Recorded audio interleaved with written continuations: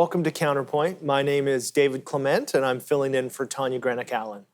So Ontario is back in lockdown, which won't be rolled back until January 31st, and it sure feels like Groundhog Day. As before, Premier Doug Ford and other premiers across the country have locked their provinces down in the wake of the latest Omicron surge, with the ultimate goal of protecting our healthcare system from being overwhelmed. And as much as we can all agree that nobody wants to see a scenario where we've run out of beds or ventilators, many in Ontario and elsewhere are asking themselves the same questions. Why does this keep happening? How do we prevent this from happening again? And why can't we expand hospital capacity? With me to discuss those questions and how private healthcare may be a part of the solution are Colin Craig, president of secondstreet.org, and Ash Navabi, an economist who writes on a variety of policy issues for some of Canada's largest news outlets. Thank you very much for joining me on Counterpoint. Thanks for having me. Great. So I'm going to start this with you, Ash. How does Ontario stand in regards to healthcare capacity? What is the situation, or how bad is it? So Ontario has used our healthcare, our diminishing healthcare capacity repeatedly throughout the pandemic. You got to keep in mind that this is the fourth time Premier Doug Ford has imposed these lockdown measures. Every single time, him and his staff have repeated that it's been because of the fragility of our healthcare system. And this isn't a new situation. In my article, I noted that there have been news articles going back to 2011, almost on a yearly basis, discussing how our system has been over capacity this whole time. As recently as 2019, there was an article talking about how our morgues were over capacity. So this is not a new problem. This has been a chronic issue, and the government hasn't had any solutions to this for decades. And so, Colin, is this something we see across the country, or is this an Ontario problem? Yeah, it extends right across the country. Canada as a whole has a low number of hospital beds, doctors, and other resources per capita compared with other developed nations. So as Ash mentioned, this has been a problem for a long, long time. Those chickens have finally come home to roost because, of course, during the pandemic, governments have been very concerned about overloading the healthcare system, which is very easy to do when you don't have enough frontline resources. And so that's why we keep seeing these lockdowns and other measures in other parts of the country. But it really boils down to the fact that, as a nation, we spend a lot of money on healthcare, but those dollars often don't end up at the front lines. And so for either of you, what role could private care play in avoiding some of the disastrous consequences and ultimately avoiding further lockdowns? So as of right now, private care can play almost no role because it's been effectively banned. There's been the Private Healthcare Act of 1971 or so, and it has effectively made illegal the construction of new private hospitals in the province.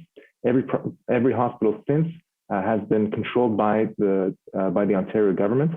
And to give you a sense of scale of how they work, in Ontario we've only built one new hospital since 1990, and during that time, the population of the province has risen by about 5 million people. So the Ontario, by monopolizing the healthcare system, they've slowed down the rate of innovation and development of hospital and frontline healthcare capabilities, and this is what's contributing to our fragile healthcare state today. And Colin, we have about a minute before we go to break here, but is that an Ontario problem, or is this also what Alberta and BC and the prairies and elsewhere are experiencing as well? Do they have similar legislation banning that type of innovation? Well, it differs province by province, but on the whole, we don't have a lot in the way of private healthcare when it comes to things like surgeries. There are some examples, and in some provinces, they're able to sort of alleviate the pressure a little bit, but we don't have, say, the same approach that more successful nations that have better healthcare outcomes, Australia, Norway, Sweden, whatever, they have the two systems. They have a public system like Canada's. They allow private choice. So when it comes time to fighting a pandemic, you have two systems with more resources that can fight the pandemic than what we have in Canada.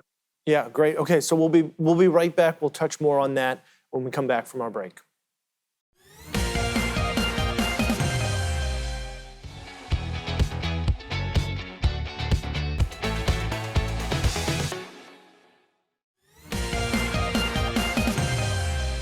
And we're back on Counterpoint. I am David Clement. I'm joined by Colin Craig of secondstreet.org and economist Ash Navabi. Colin, before we went to break, you were mentioning other systems around the world, and I think that's a really important caveat in this discussion because much of the healthcare debate in Canada is framed in a binary way between Canada and the United States. Can you explain to viewers what other systems look like in practice when they combine both private and public care? Well, yeah, there's lots of different ways you can do it. And Canada should be looking at countries that are providing better healthcare results to patients and trying to figure out how we could copy those best ideas and bring them to our country. But as you mentioned, too often it comes down to either the US system or ours. There's 200 countries on the planet. We need to be looking at what some of the top dogs are doing. And really quick, just on that note, when you say better, what do you mean better? What does better healthcare, like what metrics do you use? Better results for patients. Okay. Quality care with much shorter waiting lists. I mean, that's one of the most important things. If you're a patient, you want to have your problem treated ASAP. You don't want to be waiting long periods on waiting lists. But unfortunately, Canada trails the developed world when it comes to providing quality care in a timely fashion. So, we could be looking at what Australia does, where they have the public system and patients can also opt out or choose private options if they want to. Norway takes a similar approach. There's lots of countries that are providing, like I say, better care to patients, and they're doing it much better than Canada. In many cases, they're actually spending less money too. So they're getting better bang for their buck than what we have in Canada. But we really haven't seen much in the way of health reform over the past 30 years. And that's costing patients. It's costing them quality of life. In some cases, it's actually costing patients their lives. And it's very tragic. But, now's the time for governments to get serious about improving the system. And Ash, in your, what I think is a very well articulated op-ed where you talk about this, you kind of urge the Ford government to repeal the Private Hospital Act, but they wouldn't be the first government to actually reevaluate the legislation. Is that correct? Correct. So as recently as 2018, under Kathleen Wynne's Liberal government, there was an attempt made to repeal that very act whole cloth. But there was intense lobbying pressure, as was expected, by the healthcare industry, especially the unions within the healthcare industry, the government unions, and they were successful, and they boasted openly about their success in repealing this attempt at introducing private hospitals to Canada. So all I'm asking is for Doug Ford to have the political courage of Kathleen Wynne when it comes to privatizing or introducing private options for our healthcare system in order to expand capacity. And what's the argument against doing so? Against introducing private options? Yes. So the classic argument is that for-profit healthcare doesn't have the same incentives as government-run healthcare. But this is a false dichotomy. Private-run healthcare can be for-profit or it could be not-for-profit. The for-profit, not-for-profit distinction is available to private healthcare systems. In the United States, we have hospitals that are not-for-profit and hospitals that are for-profit. What is most important is that by allowing private hospitals to be built in a truly, I want to emphasize, a true free market sense, and the United States does not have a true free market when it comes to private hospitals because they have the so-called certificate of need paperwork that existing hospitals in an area have to fill out in order to say that they should allow new hospitals to be built. Imagine if McDonald's had to sign off on paperwork saying that this neighborhood could use another Burger King. That's not what I'm advocating for, not the US system. As Colin pointed out, there are more systems to look at. But just having the option of a private funder to build and run their own hospital without government interference or without government permission to provide more beds and more doctors, more nurses, and other frontline support to our ailing, fragile system. So we have about 40 seconds left here, Colin. This doesn't sacrifice universality in any way, does it? Because I can assume that critics would argue it does. No, it wouldn't at all. You can keep the public system and allow patients to choose private options if they want. And some of those patients will. A lot of patients won't. They'll stay with the public system. But those who do, they're coming out of the government's waiting lists. So then those waiting lists get to be a little bit shorter. You might have a few people fewer in front of you in line if you're waiting for your hip surgery or whatever it is. But I think we need to think about this. I don't mean to cut you off, but we will come back to your thought right after the break. Okay.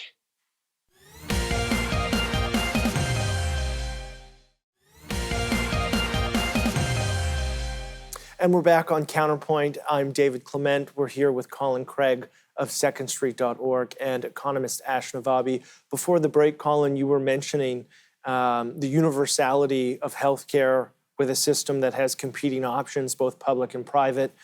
Can you elaborate on what that would mean for the public line? We often hear getting people out of the public line, but just walk viewers through what that actually looks like.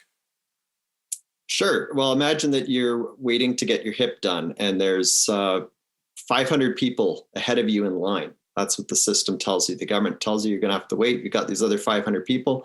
And then if you allowed private alternatives, some of those 500 might decide to go and pay for it because they don't want to wait a year to get their hip done. They can't live in chronic pain. They can't lose income while they're waiting. Whatever the case is, some might decide to leave. Let's say 50 leave. Well, now there's 450 people ahead of you in line. So the line has shortened up. It's still not great, but it's better than what it was before. And, one of the points I was going to make before the break was that we hear this argument that the sky's going to fall if we do this. Well, first of all, the sky hasn't fallen in other countries that are providing better results to patients because this approach takes that pressure off of the public system. The second thing to keep in mind is that we already have this approach in the education system. Parents across the country can decide to put their kids in a public school for K to 12, or they can take them out and put them in an independent school, a nonprofit, maybe it's a private school, whatever the case is. Parents have that choice. The majority of parents send their kids to public schools, but some parents decide, no, they want to do something different. If we suddenly shut down all these private schools and independent schools and put them in the public system, well, that's suddenly going to cost taxpayers a lot of money. It's going to overload the public system and so forth. So we can kind of see how the sky doesn't fall in the public education system when we take this approach. If we did the same for healthcare, it would improve results for patients too.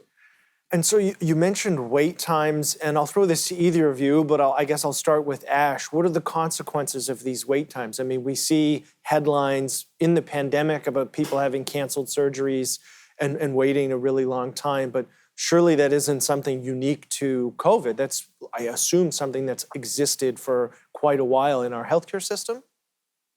Yes, so the wait times have been the most notorious aspect of the Canadian healthcare system, going up among some of the worst wait times in the world.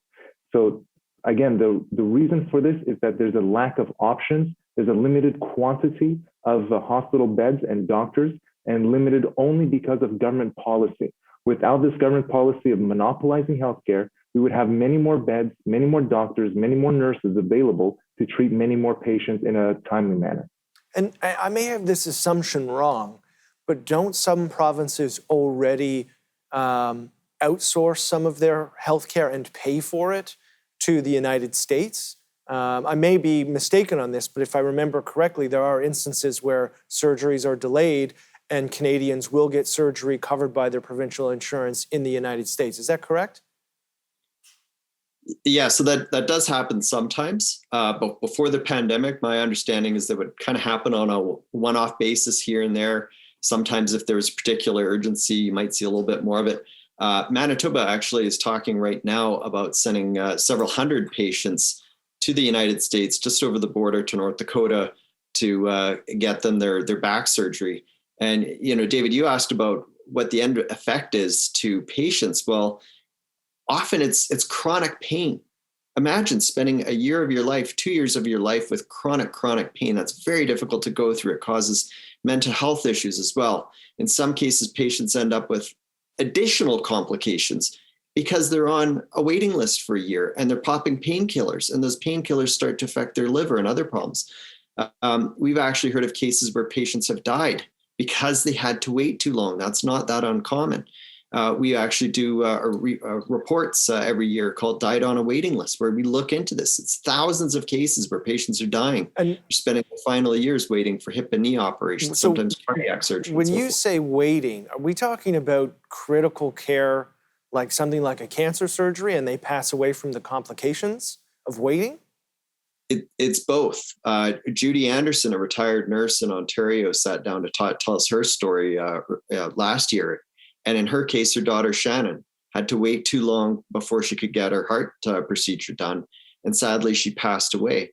And what's absolutely unimaginable is this is actually the second time that Judy has lost a daughter due to long waiting lists in the healthcare system. She had lost another daughter decades prior. Like it's unimaginable. This does happen. And that's the sad end result of not moving forward with health reform, is patients are suffering. Yeah, I mean, that's tragic. We'll get more into this issue after the break.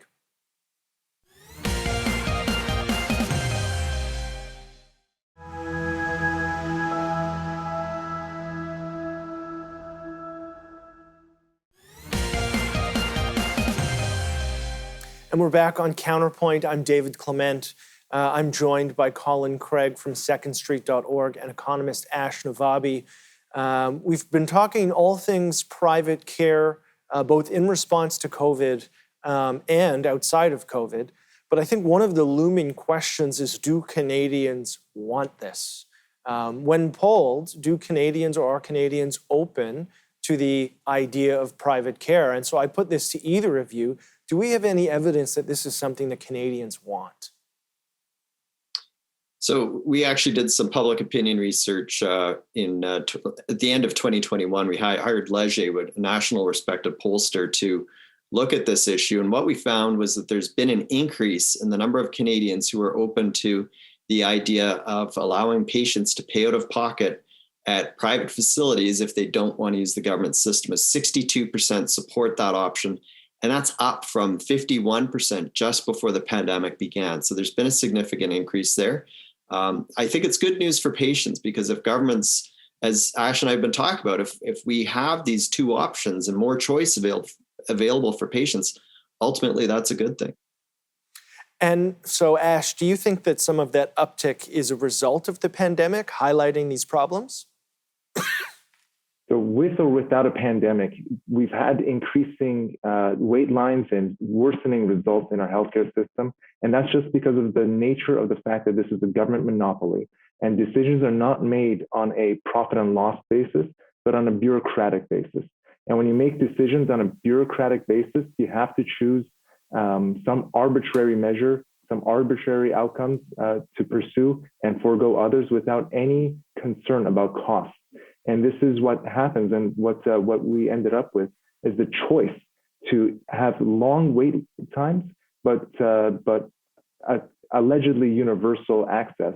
But I say allegedly universal because it's not universal for those stuck on the wait time. Mm-hmm. Yeah, of course. So if we were to frame this to Canadians, or I were to give you the opportunity to say, Canada's healthcare system should look more like which country? Which country do you think that what country do you think we should emulate?